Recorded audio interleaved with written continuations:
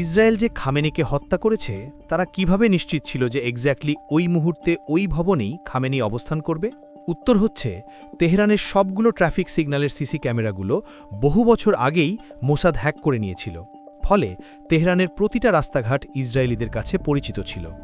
বছরের পর বছর ধরে মনিটর এবং অ্যানালাইসিস করার ফলে তারা নিশ্চিতভাবে জানত কে কোন টাইমে কোন রাস্তা ধরে অফিসে যায়, কোন রাস্তা ধরে বাসায় ফেরে, কোথায় গাড়ি পার্ক করে, সব কিছু।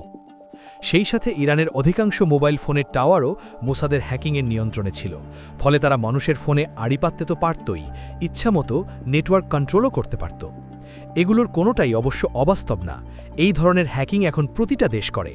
আরও অন্তত এক দশক আগে প্রকাশ হয়েছিল যে ব্রাজিলের মতো দেশের পুরো পাওয়ার গ্রিড আমেরিকার নিয়ন্ত্রণে আছে।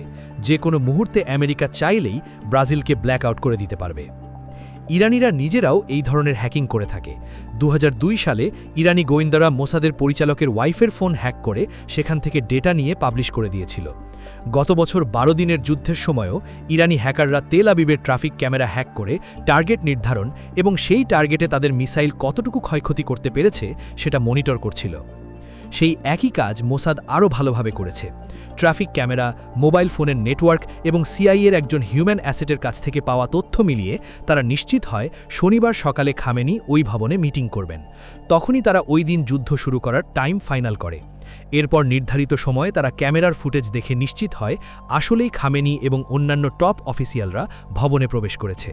ওই সময়ে তারা ওই এলাকার মোবাইল ফোনের টাওয়ারের নিয়ন্ত্রণ নিয়ে এমন পরিস্থিতির সৃষ্টি করে যে সবার ফোনে নেটওয়ার্ক শো করবে ঠিকই, কিন্তু কাউকে কল করলে বিজি দেখাবে। উদ্দেশ্য ছিল যেন কেউ যদি জরুরি কিছু আঁচও করে ফেলে তাহলেও যেন জানাতে না পারে। সব কিছু নিশ্চিত করার পরই তারা খামেনিকে লক্ষ্য করে মিসাইল নিক্ষেপের মধ্যে দিয়ে এই যুদ্ধ শুরু করে।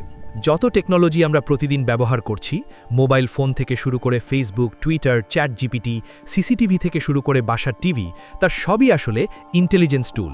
কারণ এদের যে প্রস্তুতকারক বিলিয়নিয়াররা, তাদের অধিকাংশের সাথেই সিআইএ, মোসাদ সহ গোয়েন্দা সংস্থাগুলোর ঘনিষ্ঠ সম্পর্ক।